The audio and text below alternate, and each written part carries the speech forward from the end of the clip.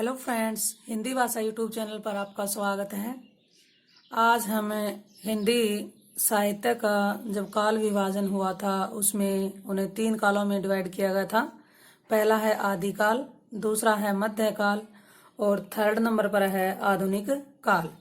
जो मध्यकाल है उसके 2 भाग किए गए हैं।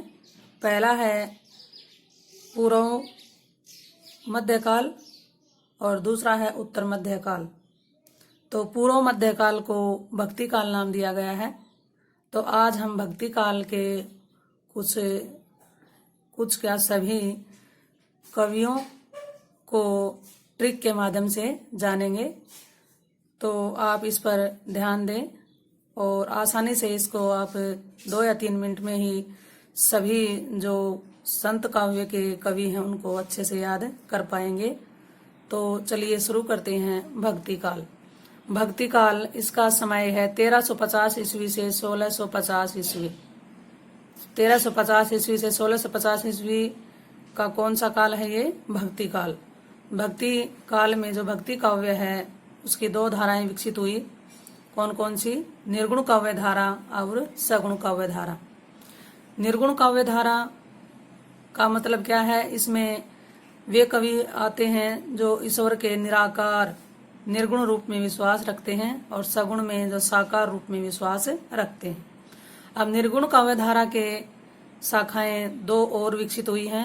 कौन कौन सी हैं? ज्ञानाश्रयी शाखा या संत काव्य शाखा भी इसको बोल देते हैं, और दूसरी है प्रेम आश्रयी शाखा या सूफी काव्य इसको बोल देते हैं। ठीक है। अब जो ज्ञानाश्रयी शाखा है यानी संत काव्य है उसके प्रतिनिधि कवि कौन है? कबीर जी हैं। कबीरदास जी इसके प्रतिनिधि कवि माने जाते हैं। और जो सूफी काव्य है या प्रेमाश्रयी शाखा है इसके प्रतिनिधि कवि जायसी को माना जाता है। जायसी मलिक मोहम्मद जायसी। ठीक है।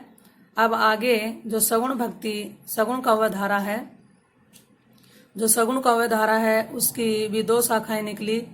पहली है कृष्णाश्रयी शाखा यानी कृष्ण भक्ति काव्य, और दूसरी है रामाश्रयी शाखा यानी राम भक्ति काव्य। अब जो कृष्ण भक्ति काव्य है इसके प्रतिनिधि कवि सूरदास जी हैं, और जो रामाश्रयी शाखा यानी राम भक्ति काव्य है उसके प्रतिनिधि कवि तुलसीदास जी हैं। ठीक है। तो ये वेरी इंपॉर्टेंट क्वेश्चन है, इसमें से बहुत सारे क्वेश्चन बन रहे हैं। प्रेमाश्रयी शाखा या सूफी काव्य किस धारा के अंतर्गत आता है? निर्गुण काव्य धारा के अंतर्गत आता है। और ये भक्ति काल, ये जो हिंदी का साहित्य का काल निर्धारण किया गया है, प्रेमाश्रयी शाखा या सूफी काव्य किस शाखा के अंतर्गत आता है, किस धारा के अंतर्गत आता है? निर्गुण काव्य धारा के अंतर्गत है, और भक्ति काल में इसको जाना जाता है। अब आगे देखिए, जो हमारी ज्ञानाश्रयी शाखा यानी संत काव्य है परंपरा है उसके प्रतिनिधि कवि कबीरदास जी हैं, और जो संत काव्य परंपरा है इसके जो प्रमुख कवि हैं उनको हम यहाँ पर एक ट्रिक के माध्यम से जानेंगे। सबसे पहले निर्गुण काव्य धारा में संत काव्य धारा यानी कि संत काव्य क्या होता है इसके बारे में जान लेते हैं। संत काव्य का सामान्य अर्थ क्या होता है? संतों के द्वारा रचा गया काव्य। सामान्य अर्थ में हम सिंपल सी बात बोल देते हैं कि संतों के द्वारा जो काव्य रचा जाता है, जो जिस काव्य की रचना की जाती है वह संत काव्य होता है। लेकिन जब हिंदी में संत काव्य कहा जाता है तो उसका अर्थ होता है निर्गुण उपासक ज्ञान मार्गी कवियों के द्वारा रचा गया काव्य। निर्गुण उपासक यानी कि निर्गुण भक्ति में, निर्गुण ईश्वर में विश्वास रखने वाले जो ज्ञान मार्गी कवि हैं उनके द्वारा जो साहित्य जो रचना या जो काव्य रचा जाता है उसको क्या कहते हैं? संत काव्य धारा। संत काव्य धारा कौन सी काव्य धारा के अंतर्गत है? ये है निर्गुण काव्य धारा के अंतर्गत। और कौन से काल में है? भक्ति काल में। ठीक है। और भक्ति काल का समय 1350 ईस्वी से 1650 ईस्वी तक है। ठीक है। संत काव्य धारा का अर्थ आपको मालूम हो गया। अब एक ट्रिक के माध्यम से संत काव्य धारा के जो भी कवि हैं उसके बारे में जान लेते हैं, और मैं आशा करती हूँ कि ये आपको ट्रिक पसंद आएगी और आपको याद करने में भी आसानी होगी। देखिए, ट्रिक है हमारी। संत रे गुरु कब धर्म नाम दोगे ताकि सहज सुंदा चरण। संत रे कब गुरु धर्म नाम दोगे, ताकि सहज सुंदा चरण।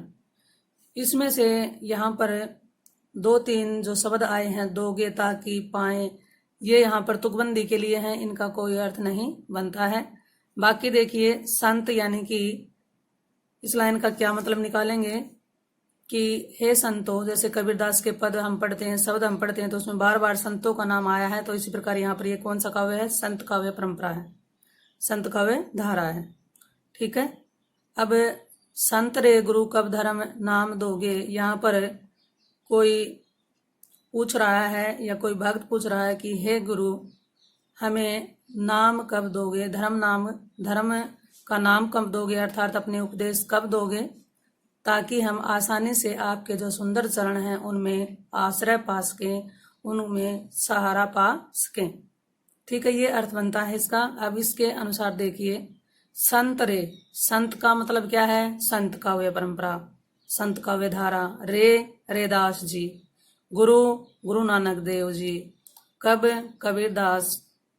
धर्म में 3 अर्थ छिपे हुए हैं, धर्म, धय, धर्मदास जी। र, रजबदास। मैं, मलुकदास। नाम में नामदेव जी। दोगे, ताकि, ये यहाँ पर तुकबंदी के लिए शब्दों को जोड़ा गया है। सहज, सहजोबाई। ठीक है। सुंदा, सु से सुंदरदास जी। दा से दादू दयाल जी। चरण, चरणदास जी। और पाए, यहाँ पर तुकबंदी के लिए शब्द जोड़ा गया है। तो इस तरह से हमने इस ट्रिक के माध्यम से जो भक्ति काव्य धारा के संत काव्य धारा है उसमें इन कवियों को अच्छे से जान लिया है। तो ट्रिक क्या बनी है? संत रे गुरु कब धर्म नाम दोगे, ताकि सहज सुंदा चरण पाए। ठीक है, कि यहाँ पर कोई भक्त पूछ रहा है कि हे संतों,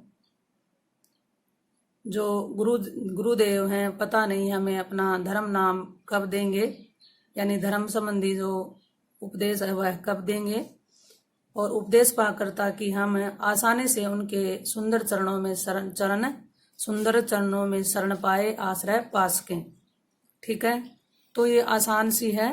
रे, गुरु कब धर्म नाम दोगे, ताकि सहज सुंदर चरण पाए। तो मैं आशा करती हूँ ये ट्रिक आपको अच्छी लगी होगी।